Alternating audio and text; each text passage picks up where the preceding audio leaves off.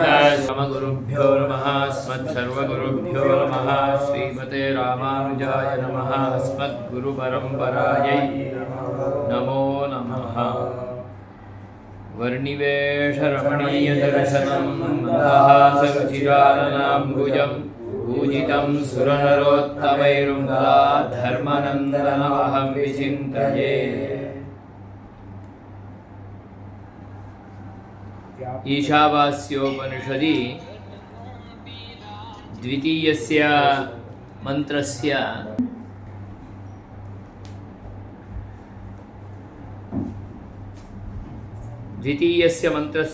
अनुवर्तनो भागः।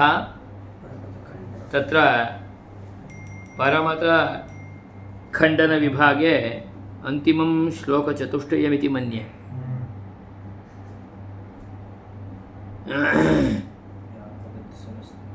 तत्र ननु विधिनिषेधभाक्को भुञ्जीथामागृधश्चेति आत्मैकत्वज्ञाने न चोपदेश्यो न चोपदेष्टा च।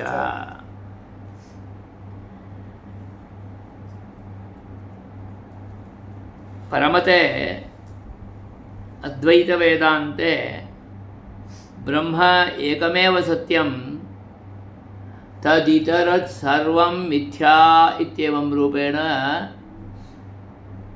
उच्यमानः कश्चन सिद्धान्तः। तदितरत् इति चेत् तद्गतगुणाः अपि मिथ्याः अविद्यमानाः। अतः तद्ब्रह्म परमार्थतः निर्गुणं निराकारम्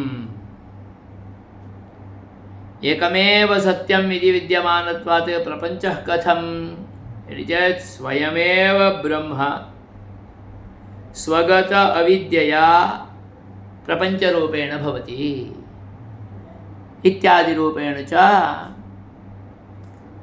उपाधिवादादिकं च ते उपपादयन्ति। अतः यदि ब्रह्म एकमेव सत्यं सर्वं निखिलमपि मिथ्या तर्हि विधिवाक्यं निषेधवाक्यं च श्रुतिषु कमुद्दिश्य भवति? कः विधेः भोगं कुर्यात्? नाम अग्निहोत्रं जुहुयात् इत्युक्तं। कमुद्दिश्य करोति?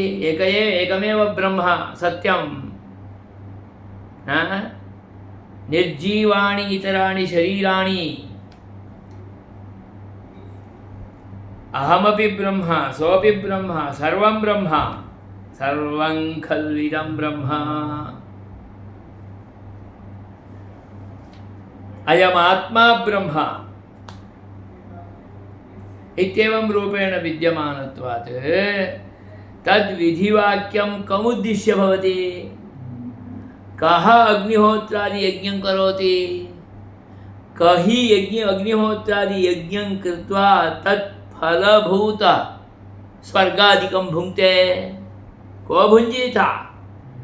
विधि निषेधवाक्याधारेणापि निषिद्धं परित्यजति, परित्यज्यापि सुखमनुभुङ्क्ते। न कलञ्जं भक्षयेत्, कलञ्जभक्षणं न कुर्यात्, न करोति, तत्फलं सुखं भुङ्क्ते। तर्हि कथं? कः भुङ्क्ते? कस्य कृते इदं विधिवाक्यं निषेधवाक्यं वा?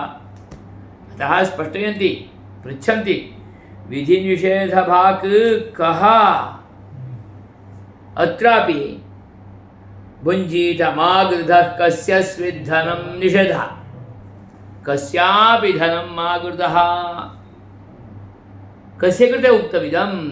अस्ति एकमेव ब्रह्म, सर्वं मिथ्या, अहमपि मिथ्या सोऽपि मिथ्या। अतः तस्य भोगः कस्य कृते भवति? भुञ्जीताः इति कं कृते वदति? कम् उद्दिश्य उच्यते? मागृतः कस्य स्विद्धनम् इति निषेधः कस्य कृते भवति? अतः अत्र तु विधिरपि अस्ति, निषेधोऽपि वर्तते। कुर्वन्नेवेह कर्माणि भवेत्, कर्म कुर्वन्नेव भव इति कम् उद्दिश्य उपदेशः? अतः स्पष्टे यदि आत्मैकत्वज्ञाने आत्मा एकमेव सत्यम् अन्यत् किमपि नास्ति इत्याकारकज्ञाने न च उपदेष्टा न च उपदेश्यः उपदेशः अस्य इति अपि वक्तुं न शक्यते। अस्य उपदेशं येषः श्रुतिवाक्यात् परमपुरुषः भगवान् करोति इत्यपि वक्तुं न शक्यते। अस्ति एकमेव उपदेष्टा उपदेश्यः, तदानीमेव खलु उपदेश्य उपदेष्टृभावः सम्बन्धः। जनकः जन्यः इति द्वौ यदि स्तः तदानीमेव जन्यजनकभावः सम्बन्धः। तत्त्वद्वयमपि नास्ति, एकमेव तत्त्वम् आत्मैकत्वज्ञानं, तेनैव मोक्षः। तज्ज्ञानमपि कस्य कृते भवति? सः स्वयमेव मुक्तो बन्धितो भूत्वा स्वयमेव मुक्तो भवति इत्येवं रूपेण वक्तव्यं भवति। ब्रह्म स्वयमेव बध्यते मुच्यते च, वो ही स्वयं बंधन में आ जाता है, वो ही स्वयं बंधन से मुक्त हो जाता है। किं प्रयोजनं तेन? किमपि प्रयोजनं नास्ति खलु। परमार्थतः तदेव इति उच्यते चेत् प्रपञ्चोऽपि नास्ति इत्येवं रूपेण कथ्यते चेत् प्रपञ्चान्तर्गतः वयं जीवाः अपि न स्मः इत्येवं रूपेण उच्यमानसिद्धान्ते एतद् विधिनिषेधवाक्यं कस्य कृते इति वक्तव्यमापतति। उपदेष्टः कः उपदेश्यः कः इत्यपि निर्धारितो न भवति। अतः पृच्छति न च उपदेष्टा न च उपदेश्यः। यदि नामा निष्पन्ने ज्ञानिनि सन्न्यासविधिरेषः तस्मिन्नाश्रमकर्मापि अवश्यमिष्येत नान्ततो गच्छेत्। यदि नाम अनिष्पन्ने ज्ञानिनि, ज्ञानमेव निष्पन्नं न भवति, तत्कृते तु एतत् वक्तव्यमेव नास्ति। एतत् यदि नाम अनिष्पन्ने ज्ञानिनि सन्न्यासविधिरेषः, ज्ञानं निष्पन्नं नास्ति, तत्कृते सन्यासविधिः। भैया आपको मुमुक्षु होना है, इसलिए आपको ये गलत काम नहीं करना है और ये कर्म आपको सतत करना है। अतः सन्यास विधिः एषः अनिष्पन्ने ज्ञानिनि इति यदि तस्मिन् आश्रमकर्मापि अवश्यमिष्येत नान्ततो गच्छेत्। तत्कृते तु आश्रमकर्म तु अवश्यं भवेत्। कुर्वन्नेवेह कर्माणि। यदि सन्यासी अस्ति, सः किं त्यजेत्? काम क्रोध मोह मदमात्सर्यादिकं परित्यजेत्। मुमुक्षुः सः, मुक्तः नास्ति। मुक्तः चेत् अत्र न भवत्येव। आत्मैकत्वविज्ञानम् आगतमिति भवद्दृष्ट्या सः प्राप्तब्रह्मपदवीकः एव। तत्कृते तु एषः विधिः अपि न भवितुमर्हति। यः मुमुक्षुः तर्हि सः सन्यासी। सन्यासी इति चेत् कोऽर्थः?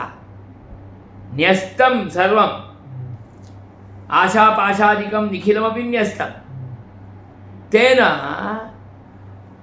यद् विहितं कर्म तत्तु अनुष्ठेयमेव खलु।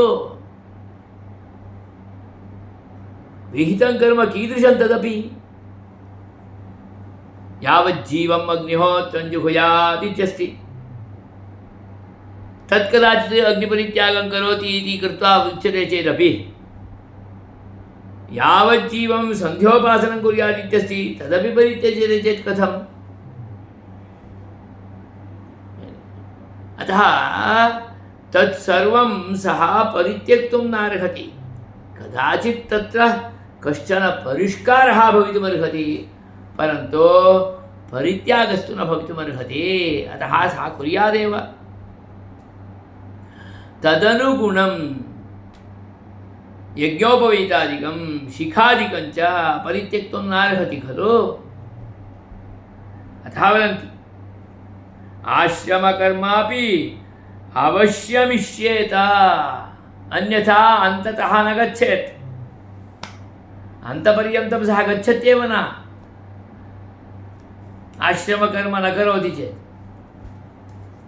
सन्यासाश्रमं स्वीकृतवान् चेत् तदाश्रमविहितं कर्म तु तेन कर्तव्यमेव। अतः मूलभूतधर्मादिकं तु अनुष्ठानादिकं तु सः परित्यज्य स्थातुं नार्हति। व्यपगतसमस्तभावं मनः यदा आत्मन्यनारतं रमते, प्रच्यवति कर्म सर्वं प्रसुप्तहस्तस्थालवृन्त इव। व्यपगतसमस्तभावं मनः, मनसि भावादिकं सर्वमपि अपगतम्, आत्मा तु आत्मनि एव अनवरतं वर्तते।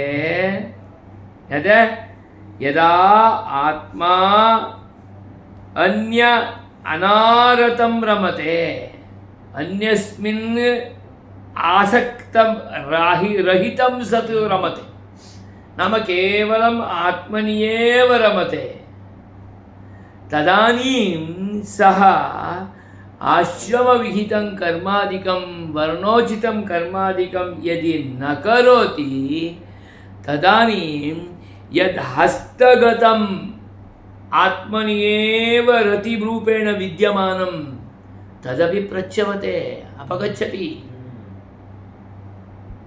यतोहि एषः सशरीरः एतस्मिन् लोके जीवति, अन्नपानादिकं वर्तते।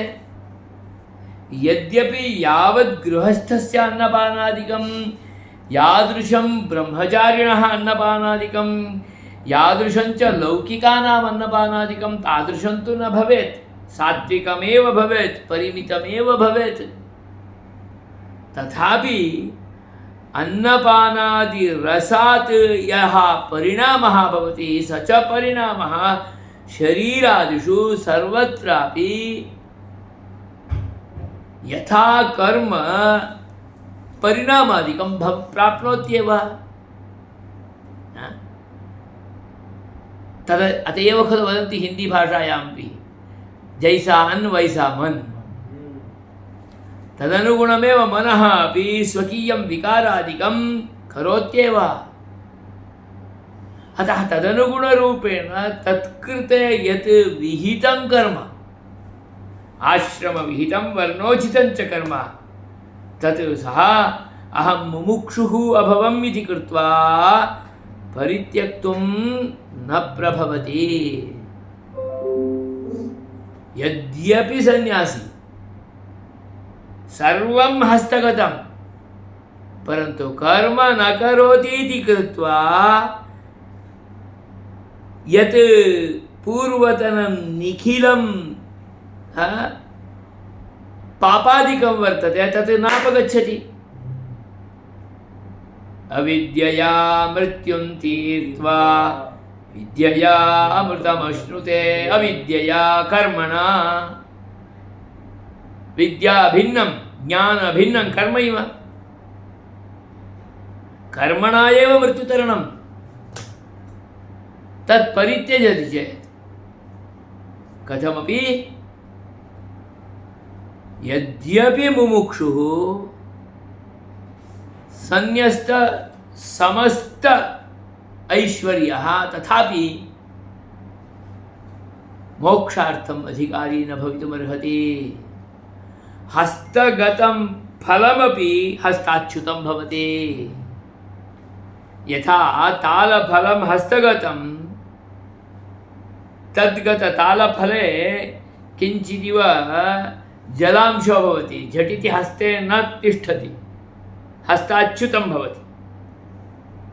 जलांशस्य, शैत्यांशस्य, तैलांशस्य अधिकस्य तत्र विद्यमानत्वात् हस्तात् यथा हस्तगतं तालफलं भोगाय न कल्पते च्युतं भवति, तथा मोक्षार्थं सिद्धः अयं मुमुक्षुः पुरुषः सन्यासी यदि स्वीयम् आश्रमकर्मादिकं वर्णोचितं च कर्मादिकं परित्यजति तर्हि तत् च्युतमेव भवेत् खलु।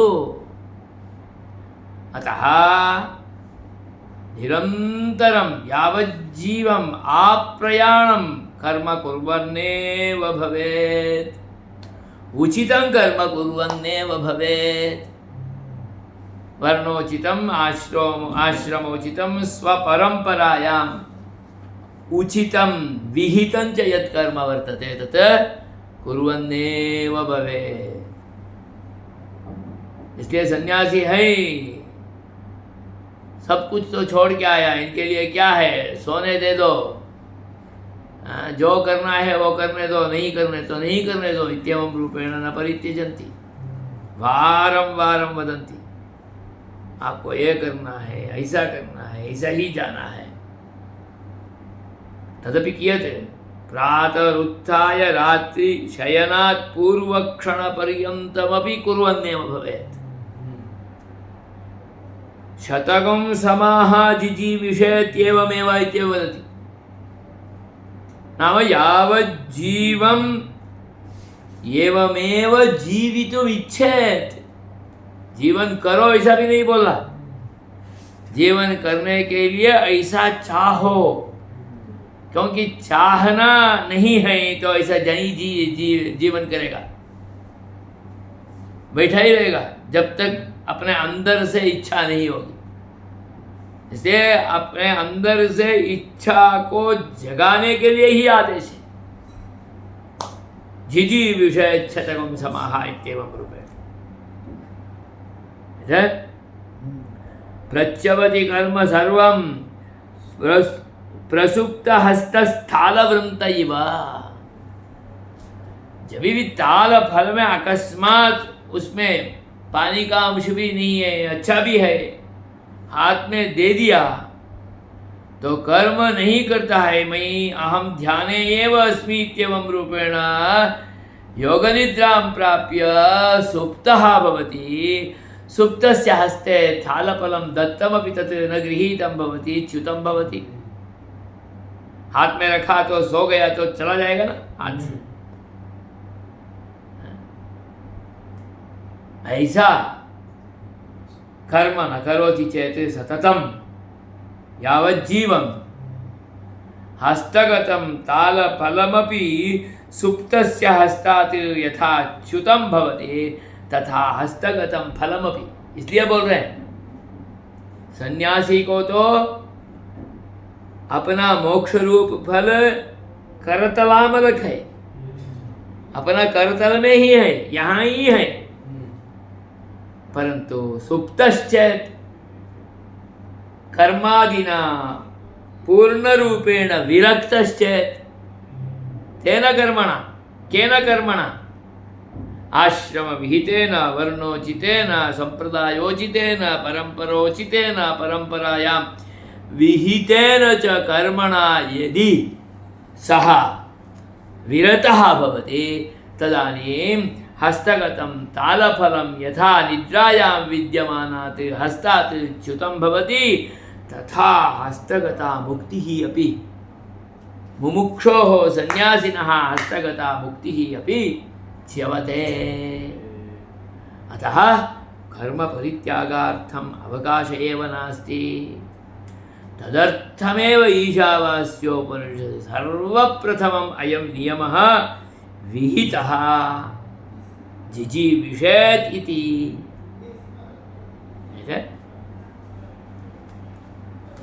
यद्यपि कर्मणि एव विधिः भवति, अत्र जिजीविषेत् इति इच्छायामपि विधिः।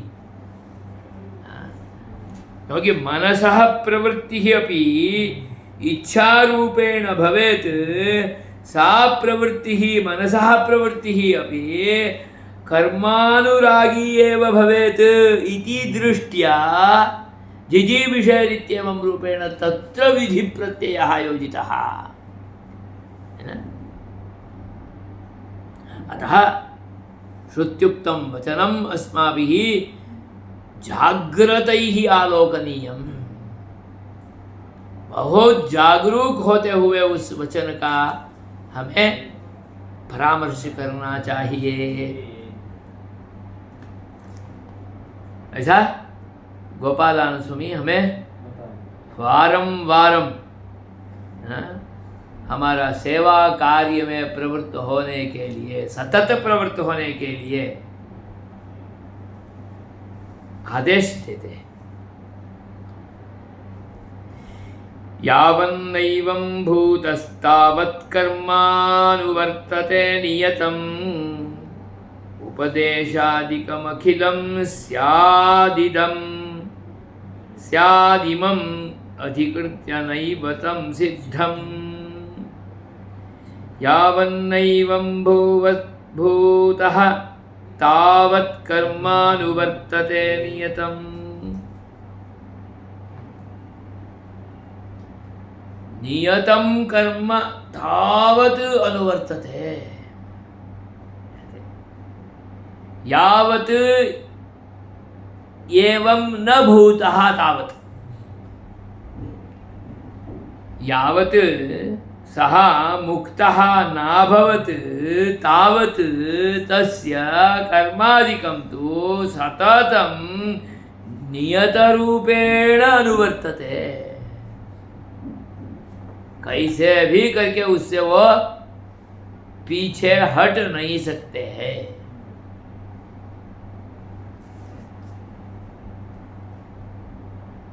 उपदेशादिकमपि अखिलम, जो उपदेश किया है सर्वमपि उपदेशादिकमपि अखिलम इमम् अधिकृत्य, इमम् अधिकृत्य स्यात् नैव तं सिद्धम। कोई भी सिद्ध नहीं हो जाएगा। कोऽपि सिद्धः कथमपि न भवति। अतः सकलमपि उपदेशादिकम् इममपि अधिकृत्य सन्यासिनमपि अधिकृत्य अवलम्ब्यैव भवति, तं विहाय न भवति।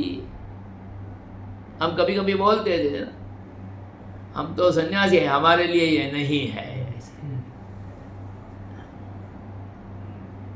हम हमारे लिए नहीं है ऐसा बोलने के लिए अवकाश ही नहीं। अस्मत्कृते तो अस्मदुचितं च कर्म अनुगुणं च कर्म वर्तते एव। अतः परित्यक्तुम् अवकाशो नास्ति। तदिह अभिमतः को वा विरोधः ज्ञानकर्मणोः। ज्ञान और कर्म के लिए कैसे भी विरोध है। ज्ञान में होगा तो उसको कर्म नहीं आएगा, कर्म में है तो उसको ज्ञान नहीं आएगा। यहाँ भी बोलते हैं हम कभी कभी, तो सेवा परक साधु से हम ज्ञान छोड़े नहीं, ये वो बोले।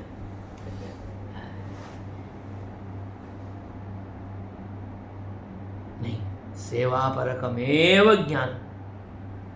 वास्तव में बोलना तो जो सेवा नहीं कर रहा है, केवल ज्ञान में चढ़ते हुए प्रवचन ही दे रहा है, वो गलत रास्ता में।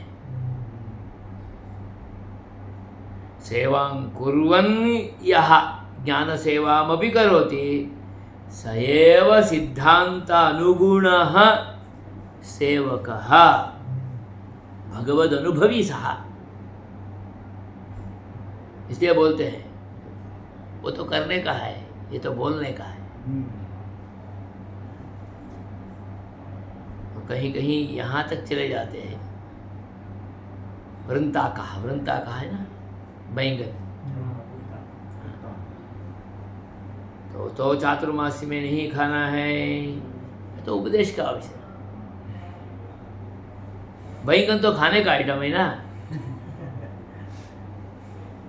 एतावत्पर्यन्तमपि भवति। अतः यथा उपदेशः, यथा वृत्तिः, यथा चर्या, यथा सेवा तथैव भवेत्। उभयमपि अनुगुणं भवेत्। बोलने वाले एक होंगे, करने वाले एक होंगे तो प्रभाव होगा ही नहीं। सः वदति, एषः करोति, तर्हि तस्य प्रभावः मदुपरि भवति वा? न भवति। भवति, एकांशेनैव भवति। मैं करने वाला है तो करने वाला का ही मेरे ऊपर प्रभाव होगा, मैं बोलने वाला हूँ तो बोलने वाला का ही प्रभाव मेरे ऊपर होगा। दोनों प्रभाव आएगा ही नहीं। जन्म जन्मांतर का कहीं कुछ संस्कार हो, भगवान का कृपा विशेष हो तो दोनों आ जाता है। दोनों रहना यही संप्रदाय है।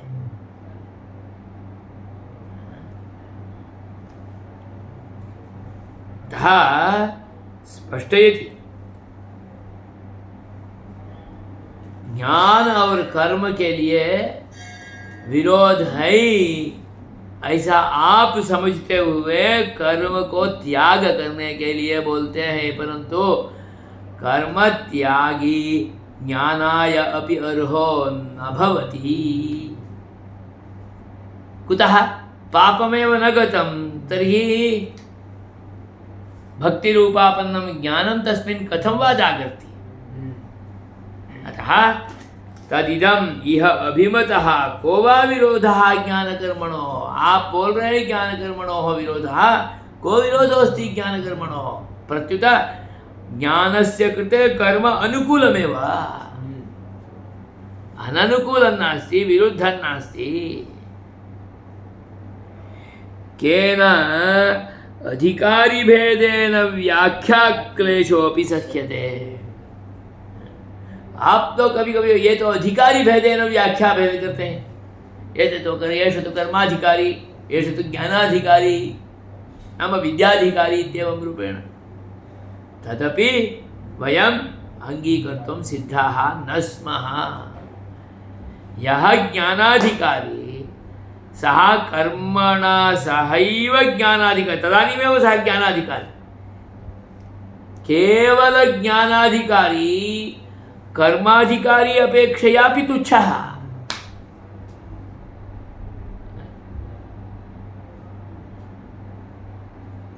वदति खलु, अविद्यया मृत्युं तीर्त्वा विद्ययामृतमश्नुते। उसके बाद यो विद्या को छोड़ के अविद्या को छोड़ के विद्या में ही है, वो अविद्या वाला जो है, कर्मणि रत जो है, उनसे भी अत्यंत निकृष्ट है। श्रुतिरेव वक्ति। अतः इन दोनों को कहीं भी विरोध भी नहीं, प्रत्युत अनुकूल है। को वा विरोधः ज्ञानकर्मणोः येन अधिकारी भेदेन व्याख्या क्लेशोऽपि सह्यते। अधिकारी भेदेन इदम् उभयमपि इत्येवं रूपेण व्याख्यानं कुर्वन्तः सहनं कुर्वन्ति खलु, तत्र विरोधः एव नास्ति चेत् अधिकारी भेदेन वक्तव्यस्य का आवश्यकता? प्रत्युत ज्ञानाधिकारी कर्माधिकारी एव ज्ञानाधिकारी भवितुमर्हति। अथवा अयं विवादस्तु न पृथक् पदमर्हति। पृथक् पदमपि अयं विवादः न अर्हति। एतत् ज्ञानाधिकारिणः अन्ये, कर्माधिकारिणः अन्ये इत्येवं रूपेण पृथक्त्वेन रूपेण भेदं कृत्वापि विवादादिकं सर्जयितुम् उपपादयितुं नार्हन्ति इत्यर्थः। मुक्तिसाधन विज्ञान विवादमनुगच्छति। मुक्तिसाधने विवादः किमिति चेत्, मुक्तेः साधनं किमिति चेत् ज्ञानमेव साधनं, कर्म न साधनम् इत्येवं रूपेण। कर्माधिकारी कथं मोक्षं प्राप्नोति भोः? कर्म तो अग्निहोत्रादिकम् करोति चेत् किं प्राप्नोति? स्वर्गादिकं प्राप्नोति। अतः स्वर्गादिकं प्राप्नोति चेत् किं भवति? इंद्रादिलोके एव सुखं प्राप्नोति। सुखं प्राप्य पुनः अत्र आयाति, क्षीणे पुण्ये मर्त्यलोकं विशन्ति। अतः एतत् सर्वमपि न हि मोक्षाय कल्पते इत्येवं रूपेण उपपादयन्ति, विवादं सर्जयन्ति ते। वस्तुतः ते कर्म विज्ञानं न जानन्ति। क्रियमाणम् आश्रमोचितं वर्णोचितं च कर्म मोक्षाय भवति। कथं भवति चेत् विनियोगपृथक्त्वन्यायेन। मीमांसकानामेव अयं न्यायः। आप जिस कर्म को जहाँ विनियोग करते हो, उस कर्म का वहाँ विनियोग करने से उस फल को प्राप्त कर लेते हैं। एक वणिक है, वैश्य सेठ, उसके पास पैसा है, उस पैसा को वो कहीं भी इन्वेस्ट कर सकते हैं। अच्छे में इन्वेस्ट किया तो अच्छा फल प्राप्त कर लेगा, पुण्य कमाने में विनियोग किया तो पुण्य कमा लेगा, पैसा ही कमाने में विनियोग किया तो पैसा आएगा। जनशक्ति संपादन करना है तो उसमें विनियोग करेगा तो वो आएगा, जो पॉलिटिशियन अभी करते हैं, है ना। यत्र तस्य विनियोगः क्रियते तत्तादृशं फलं भवति। भवान् भवता क्रियमाणम् आश्रमोचितं वर्णोचितं च दायित्वोचितं परम्परोचितं च यत् विहितं कर्म वर्तते तत् मोक्षाय विनियोगं करोति चेत् मोक्षप्राप्तिर्भवति। फलाय स्वर्गादिसुखाय विनियोगं करोति चेत् तत् फलं प्राप्नोति। अतः एव यः मुमुक्षुः वर्तते सः अनभिसंहितफलः कर्म कुर्यात्। कर्म छोड़ने के लिए अवकाश नहीं है भैया, कर्म नहीं छोड़ो क्योंकि पाप बढ़ जाएगा। कर्म का फल छोड़ो, पाप कभी भी इकट्ठे होगे ही नहीं। अतः कर्म करोतु अनभिसंहित फलः। इसलिए कर्म कुर्वन्नेव यावज्जीवम् इत्युक्तम्, शतकं समाः इत्युक्तम्। कुर्यादेव कथमपि तत् मोक्षाय तदानीमेव भवति यदा च अनभिसंहितफलः करोति। अतः स्पष्टयन्ति यत् मुक्तिसाधन विज्ञान विवादमनुगच्छति। मुक्तिसाधनार्थं तत् कथं साधनं भवति इति तो अस्माभिः चिन्तनीयं। तद्यथा स्वसिद्धान्तं व्याचक्षाणो न दुष्यति, परं पदानां क्लिष्टं चेत् दूषणं तदा। स्वसिद्धान्तव्याचक्षाणः न दुष्यति। अपना अपना सिद्धांत बोलते वक्त वो उसमें दोष तो नहीं देखता है, परंतु हमें उस श्रुति वाक्य का पदों का अर्थ उपादन करते वक्त कैसे हम उस पद को लेके जाते हैं, उसके आधार से हमारे लिए उसका बोध होता है। इसलिए श्रुतिवाक्यं वदति कुर्वन्नेवेह कर्माणि इति, तर्हि कर्तव्यमेव। तर्हि विरोधो अस्ति खलु चेत् आपाततः विरोधः भाति, परन्तु अन्ततः अवतीर्य आलोकयामः चेत् ज्ञानकर्मणोः विरोधो नास्ति, प्रत्युत अनुकूलमेव वर्तते। ज्ञानाधिक ज्ञानेन प्राप्नोति, भक्तिरूपापन्नेन ज्ञानेन परमपुरुषस्य लोकः मोक्षः प्राप्यते। तदर्थं तु कर्म इत्याकारकं पापविमोचकं भवति। अविद्यया मृत्युं तीर्त्वा विद्यया अमृतमश्नुते। स्पष्टं खलु? अतः तत्र यत् क्लेशः नास्त्येव इत्याकारकम् अंशं प्रतिपाद्य परमते विद्यमानं दोषं च अस्मत्कृते उपपाद्य अस्माभिः एतन्मन्त्रव्याख्यानुगुणं जाग्रतैर्भाव्यम् इति धिया तत्परपक्षस्य योऽयं विवादः वर्तते सः अत्र अनूदितः। तथा अन्यविषयकद्वेषेण एतदुपपाद्यते इति न हि कदापि मतिमथित अर्थविस्तारे विद्यमानः द्वेषः व्यक्तौ पर्यवसितं भवेत्, कथमपि व्यक्तौ पर्यवसितं न भवेत्। अतः तद्गत सिद्धान्ते विद्यमानदोषस्यैव अत्र उपपादनप्रकारः दर्शितः इत्यभिप्रायः। ओ उस्मत् का खंडन कर दिए, अद्वैतियों का खंडन कर दिए। अद्वैतियों का क्यों खंडन करते हैं? कभी भी नहीं करते। उसका जो विचारधारा है उस विषय में ही हमारा यह भिन्नाभिप्राय है, वो तो पूज्य ही है। तो ही व्यक्ति दोषे पर्यवसानं न भवेदिति कृत्या केवलम् अतः सर्वत्रापि यस्मिन् कस्मिन्नपि मते एतन्मतखण्डनप्रकारः केवलं व्यक्तिदोषे पर्यवसितः न भवेत्, व्यक्तिद्वेषे पर्यवसितः न भवेत्।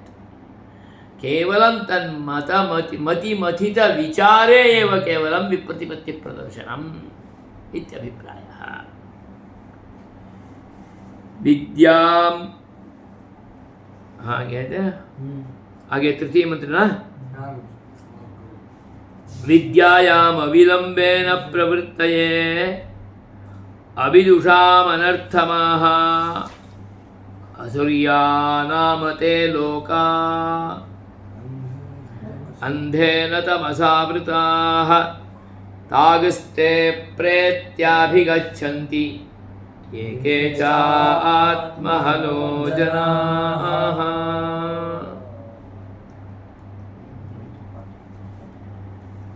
विद्या में जितना जल्दी हो सकता है उतना जल्दी प्रवृत्त हो जाना है। उपासना भक्ति रूपापन्न ज्ञान प्राप्त उपनिषद द्वात्रिंशत् ब्रह्म विद्या में जितना जल्दी हो सकता है उतना जल्दी प्रवृत्त हो जाना। नहीं होगा तो क्या होगा? वो बोलते हैं अग्रिमे मंत्रे तत् अग्रिमे वर्गे आलोकयामः। जय श्री स्वामीनारायण। जय श्री स्वामी।